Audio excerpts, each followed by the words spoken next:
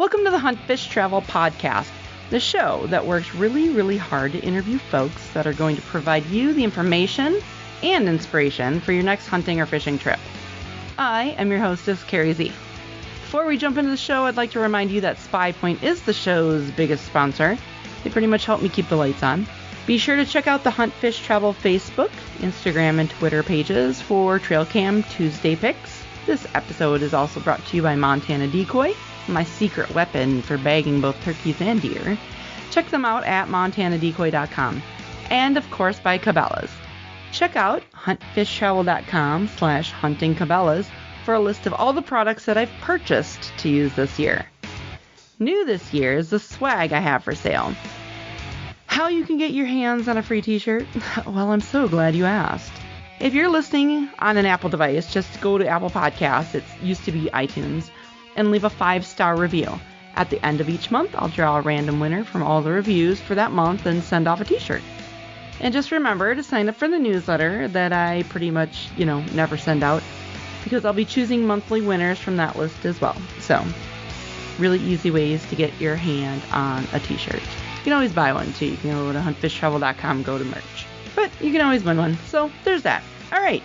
Now that the business is out of the way, on to the interview.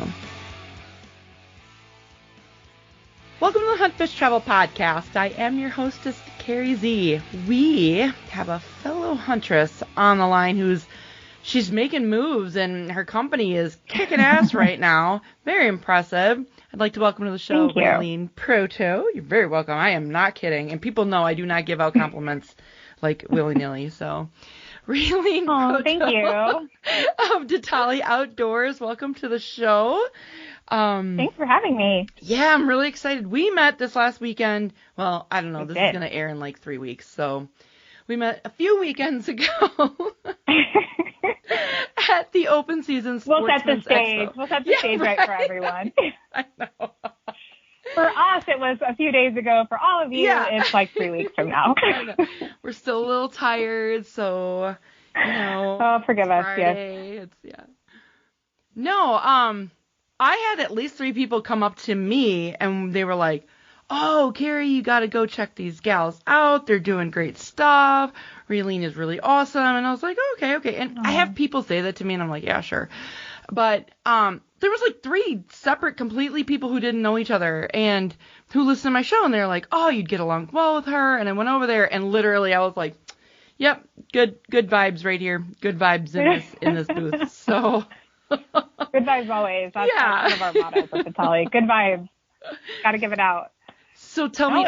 It's No. Well, okay, so we're going to jump right into the name because I'm dying to hear it. Because I was like, is it Ditale? Is it Ditale? Couldn't find any solid pronunciation on the interwebs. So I have to ask where the name came from. So it's Ditale. The name actually came from, it's my great-grandmother's maiden name. So we are actually Sicilian immigrants. I'm second generation here in the United States. Very proud of that. And it means thimble, like a sewing thimble. So when we were conjuring up names and throwing a bunch of names in the pot, we were trying to keep it outdoorsy and trying to keep it as close to the earth as possible.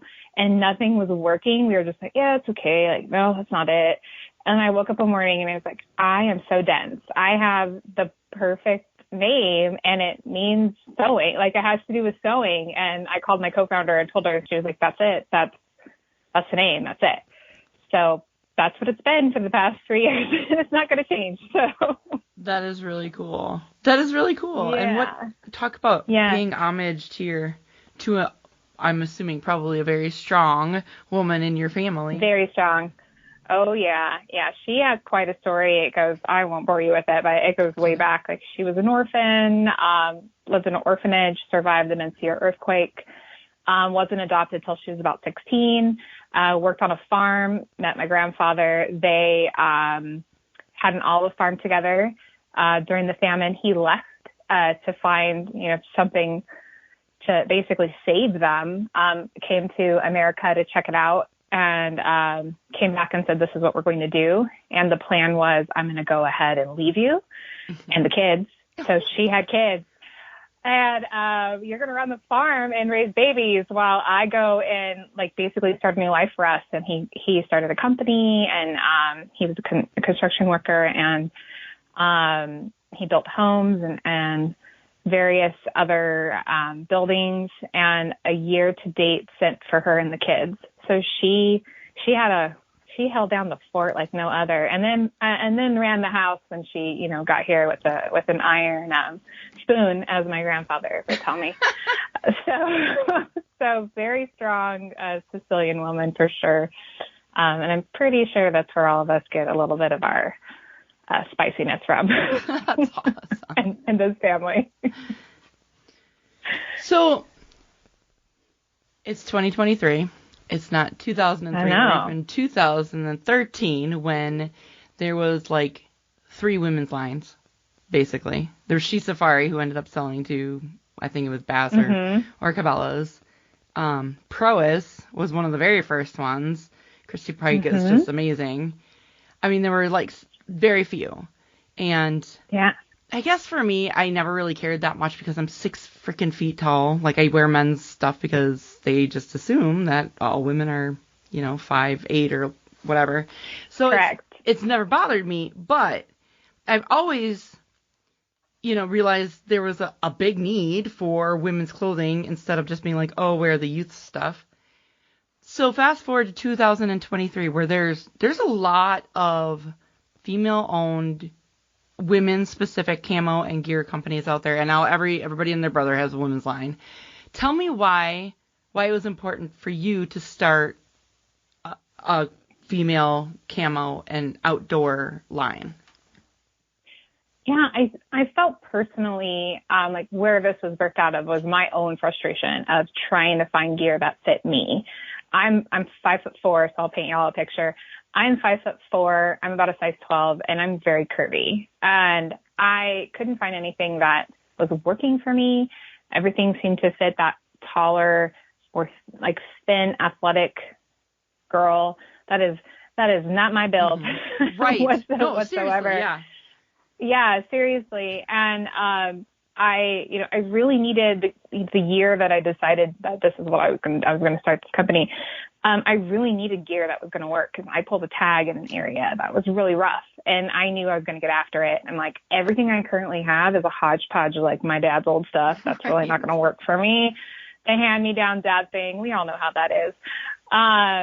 And then it was, taking the trip to Bass Pro or wherever else I could order something online and getting it to come in and trying everything on. I was like, this is ridiculous. Like, why can't I find anything?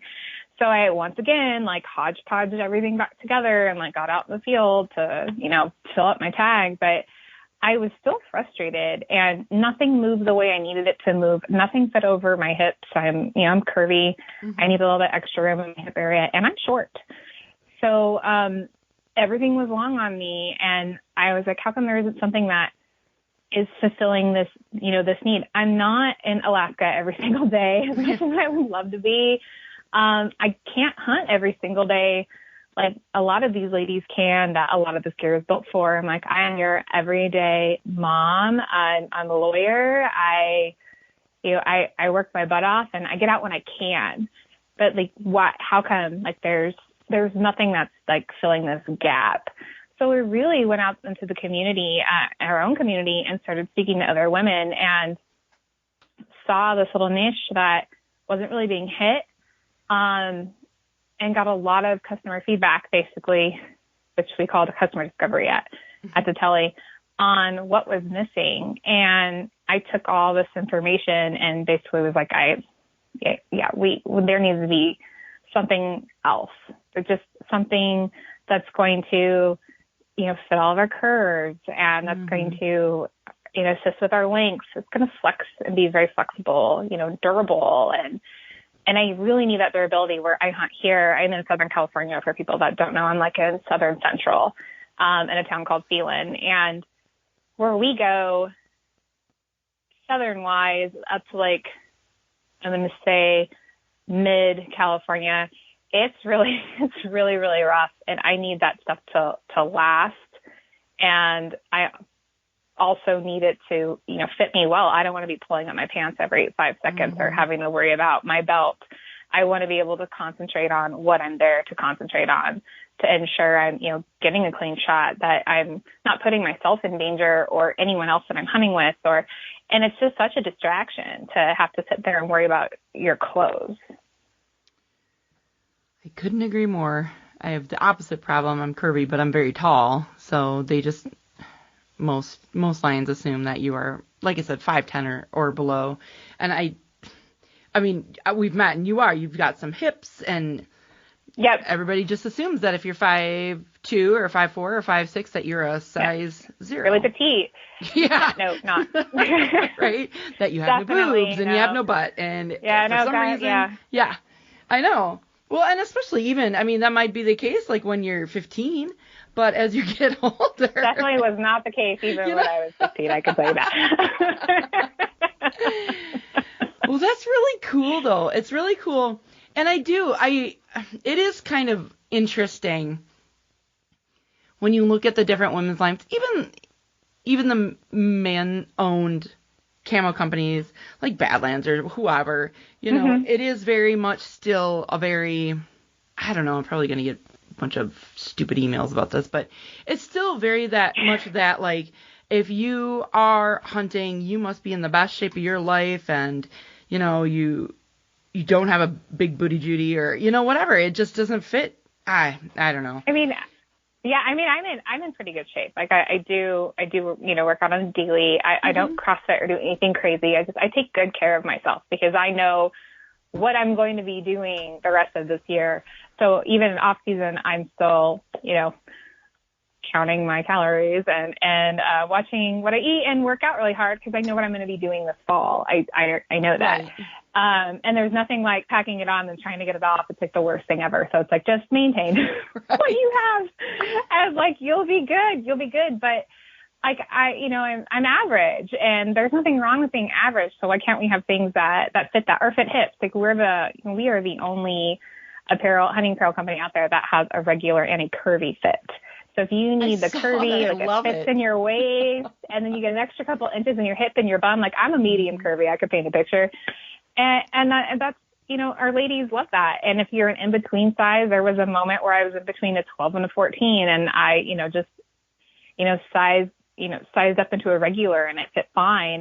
But as I shrunk down into where I'm at now, like I had to go into that medium curvy. Was not sad about that, by the way. But it's just, I was like, at the show, I actually had my large regulars on just because I wanted a little bit extra like a little bit extra room working the floor. And, we're hustling at those shows, and we're helping everyone that comes into the booth and, handing out cards and going and talking to people. And there's a lot going on. So having just that little bit of room for me, and you don't drink as much water when you're at a show, and you bloat, and all those things, that's why we also have that adjustable waistband too. You get an extra 2 inches in the waist because we fluctuate.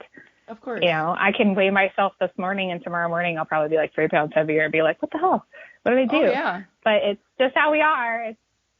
It's just how it is. And to be able to have clothes, for the field that fit her in that way, that accommodate her for, everything is really what we were going after. That's very interesting. And you're right. And guys wouldn't even think about that, hormone spikes and bloating and such. I'm telling you right now. Oh, yeah. The weekend after Thanksgiving, deer hunting, I'm telling you right now, I'm not fitting in the same stuff I wore during turkey season. Nope. So, that's so funny. All the guys listening are cringing right now. It's all good. I know. They're like, please, can we not talk about lady stuff right now? This is what you get. Right? Guys. You get 2 ladies on here that understand our needs, and we're just going to go at it. I don't know what to tell you. It's so freaking funny. Tell me about your co-founder.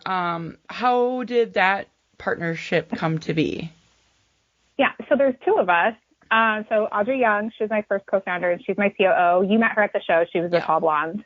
Yes. I actually, when I had the crazy idea, as I like to call it, I ran it through an incubator here in Southern California called 1IE, and they help you like validate your business. And then if it validates out, they give you lots of tools and resources to like help you actually like get this thing off the ground, and mentorship as well.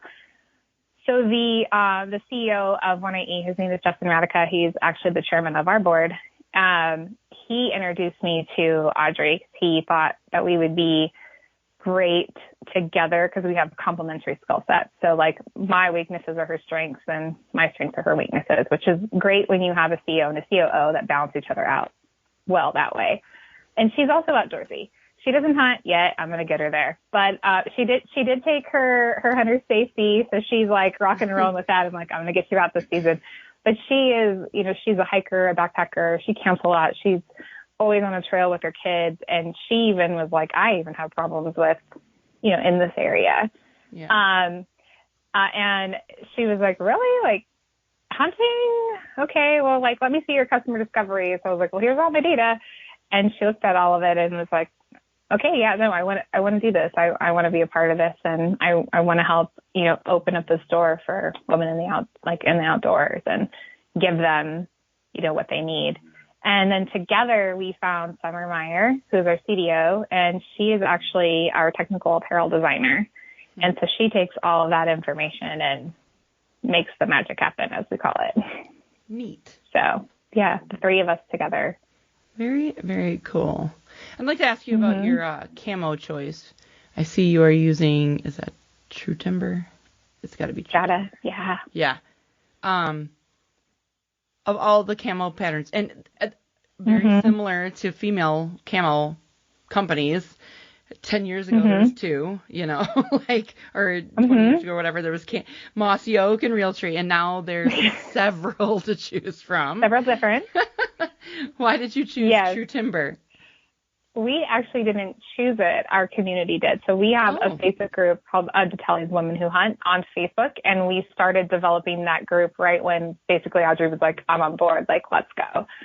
And we, you know, slowly, actually not really slowly, quickly started getting a following of people from anyone that we did customer discovery with, like saying like, hey, I met these girls, or, you know, trying to build, you know, a women's hunting apparel line. They have this Facebook group. You should follow them. So we had like a good number of ladies, but we went through all the camo possibilities, really. And we're like, well, we can't make this decision. Like I'll probably be wearing it. You'll probably be wearing it, but we're not serving ourselves. We're serving our community. And we left it up to a vote, believe it or not. We broke it down into a few. We labeled them A, B, C, D, and we put them up in the community and said, which one would you like? We didn't say what they were, who they were. We just said, here's patterns. And that was the vote. So very, very cool. That's why we have that. Yeah. I'm a really big fan. I mean, most of my stuff is Realtree because I've worked with them in the past, but I think their HTC green and their Strata, both camo patterns, are fantastic. Absolutely fabulous. So they're really good. Cool. And they've been great partners with us too. They've been fantastic partners and have treated us very well and have helped us in a lot of ways. And we do have a solid juniper green, which if everyone's like, what color is juniper green? OD green, that should help you. It's more of like an OD green color. That was also given off of feedback as well of like, if we did a solid, what would you like to see more of? And we gave them a color skew. And the green is where we started. But this fall, we will have a drop of more solids. So that's really exciting. Very cool. Very, very cool. All right. Now that we have talked about the company, I'd like to segue into... Got that out of the way. Well, it's neat because I don't get to talk to a lot of people who are like, you know, within the last couple of years have started their companies, and it's just so fascinating. And especially when you add in the female element, which, I mean, most of my demographic is male. I mean, it just is the nature of the beast, right? So a lot of times I don't get to talk to female-owned companies or people who are really making moves in the hunting industry, which is so slow to respond to anything, much less a female, you know, oriented company. So super fun. It's a treat for me. Yes. I'm glad. It's fun for me too. I have only done, I think, one other podcast with a woman, so this is really fun. There's not a lot of us out there. There's not too many voices really, but there needs to be more. Everybody knows, I think everybody should have a podcast, and I have helped so many people launch their podcast. I know. I got told last week, they're like, you should have a podcast. I'm like, oh, this is all, if you just saw my load right now, I know. I would love to do it, trust me. But man, it's probably like, let's get us a little bit further than where we are, where I can actually hand off some of my responsibilities to somebody else in the company, and then I'll be like, hey, marketing, let's do a podcast. Right. So yeah, totally. Well, because when did you actually like pull the trigger and launch the company itself? The company itself was launched in 2020. So in the middle of a pandemic, I decided to be really crazy and start a company. If you ask my ex, he would tell you that I was bored, but I really wasn't. There's a reason he's an ex. Yeah. Right? Keep up, bro. Yeah, exactly. Yes, exactly. Yeah, so it really was like that year was the year that I pulled that tag, and I was like, oh man, I'm going to really need some gear. Yeah. And that's really where it all started like blossoming, and I was like, yeah, let's just go. Let's just do it. So we did it. Very cool. So the state and species that you have mentioned that you love to hunt are Pacific hybrid deer. And shame on me for not Googling it ahead of time, but maybe. You're fine. I got some education for you, don't worry. All right. Good deal. I only know about like blacktail or Sika or what, like. Yeah, so they are a cross between a mule deer and a blacktail deer. Okay. So that's their that's basically what they are. They are located more so like coastal California, inland, which is where I am, and then on the borders of Nevada and California, which there's an area there that I hunt for them as well. They're not very big, which people are kind of shocked because everyone's used to kind of like that Colorado like mule deer. They maybe weigh anywhere between like 100 and 150 pounds, and they're like 150 to 175 pounds. I think my guy was about 155, 160, somewhere around there. Their racks aren't very big either. They kind of more look like fork and horn 3x3 kind of situation. So they don't, if you have one like that, which I do, like you got a big boy, like that's a big guy. So he was smart if he's lasted that long. Mine was done that day, so I just happened to look out. I happened to be really slow hiking that day, and he happened to be really dumb, so I just got lucky. But they're really cool, and they're in. I'm primarily an archer, so I should probably also put that out there because the areas that they're located here, from our urban sprawl that we've had here in California, they've got pushed back into these areas, but you can't shoot rifle because it's still kind of too close to your urban sprawl area, but Sure. We're good for archery.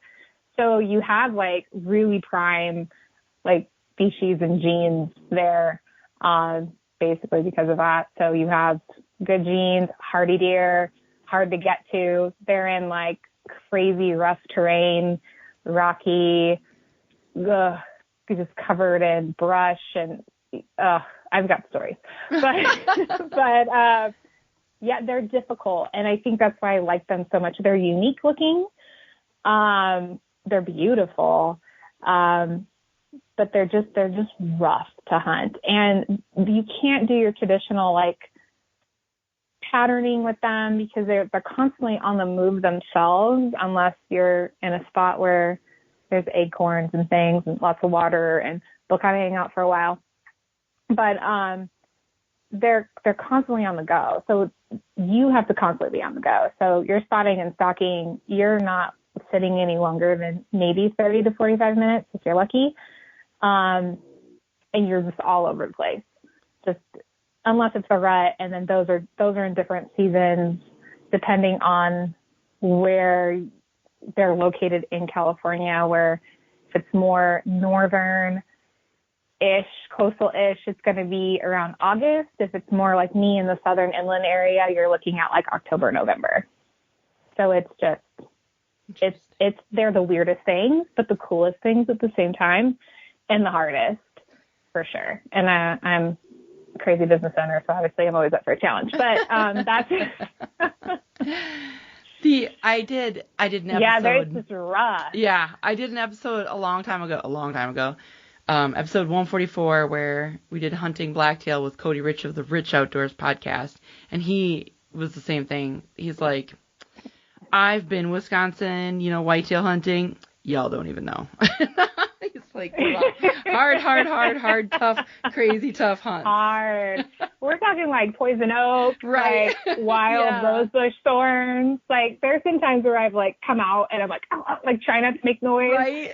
And my dad would be like, what's wrong? I'm like, I'm pretty sure I have some thorns in me. I know it'll fester in a couple of days and I'll be able to pull them out. But man, like you feel like I walked through a rosebush that just ate me alive.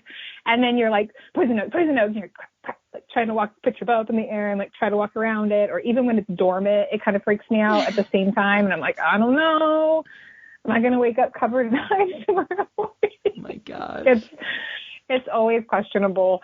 But I love it. The typical morning is like, get out of the Jeep and just go ridge to ridge to ridge. Like you're not stopping. This is why I work out, people, right here. Yeah. Right here. You see this? This is why I'm like, I know what I'm going to be doing in the fall. And if it's not this, it's out in the Mojave National Preserve where it's like 120 degrees and gross. And I'm hunting these things up like Rocky Mountain areas. And it's snake infested and mountain lions galore. And it's great. It's fun. I highly recommend that all of you come out to California. Try it at least once. At least once, get your butt kicked and be like, dang.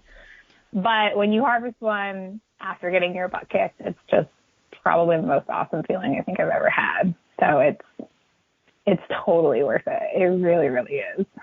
That's interesting. So, and you find them generally in just California? Yeah, these are specifically located in California. Gotcha. So you're there along the coastal area, like Santa Barbara, kind of up in that area, which is a little northwest from me. I'm more inland. I'm central, like southern central California, or they're inland where I am, like up in my mountain areas that are around me. And then I'm only about a 2.5 to 3 hour drive from the California, Nevada, Arizona little corridor, like border right there. And that's where the Mojave National Preserve part of it sits. It's actually pretty large. That's the area that we hunt. And it's brutal desert and hot, and they like to hang out there too. Yeah. Is it a draw or is it an over-the-counter type of a tag? No, it's a draw. It is a draw. It's a draw. I was like, 188 for non-res. That's not that expensive. I'm like, what the fuck am I talking about? That's really expensive. When you add in the cost of the actual tag, I'm like, oh, wait. Yeah. And then we get two here. So you can, if you don't do archery, normally people do two draw. But I do an AO, which is my archery only. Mm-hmm. And I can hunt in those areas where you don't do a draw as long as it's archery season. I can hunt statewide with that, which is pretty cool. And then there are the draw areas. This year I am banking on Bridgeport like no other. Come on, Bridgeport. But that's every year, so people know, and I haven't had luck in a while. That's hilarious.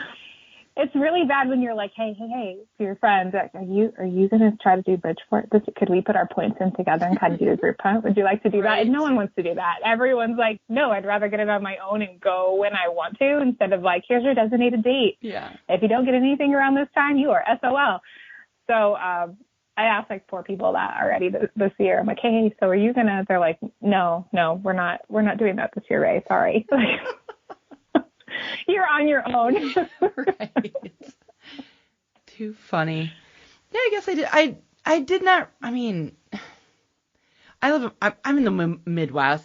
Most of the Western states are. You might as well be in Mars. And I guess I didn't realize that I knew you guys had blacktail. I guess I didn't realize you guys had so many mule deer. That's interesting. Uh-huh. Yeah. I don't really have a whole lot of reason to go to California ever, so it never occurred to me to You do. Look. Now I do. You come see me. I know. Now I do. Damn it. Come see me. We'll hunt. We'll plan a week. It'll be great. Right, seriously, I know. The closest I'm getting. I got some awesome ladies here. I would be like, oh, yeah, let's go. We do all sorts of podcast episodes. I know. Yeah, they'll be like, any excuse to not be around the house. Yes. Right, totally. Let's go. Too funny. That's super cool. Very, very, very cool. Yeah, I'm doing mule deer in New Mexico this year. Maybe next year will be California. We'll see. Well, we are bumping up against time, so why don't you tell the listeners where they can find out more about you and your company, where they can purchase your products and your social media links? Sure. If you want to find out more about me, I'm really not that interesting of a person, but yeah, totally you can follow me on you can follow me on Instagram.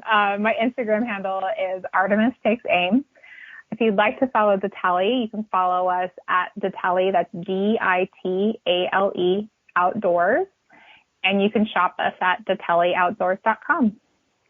Excellent. And I will, of course, link to all these in the show notes when this airs in 4 weeks. Oh, God, I'm so far out. I lined up so many damn interviews from this expo. That's good, though. I know, because sometimes it's feast or famine. It's either I'm doing, like I've done 3 interviews today alone. Either I'm doing 20 interviews in a week or I can't find anybody for 20 days. It's craziness. So this will go live in a couple of weeks. I will tag you on social media and send you an email with the links. So, cool. Thank you so much for taking the time out of your day and coming on. Thank you so much. This was really cool. Absolutely. Anytime, really.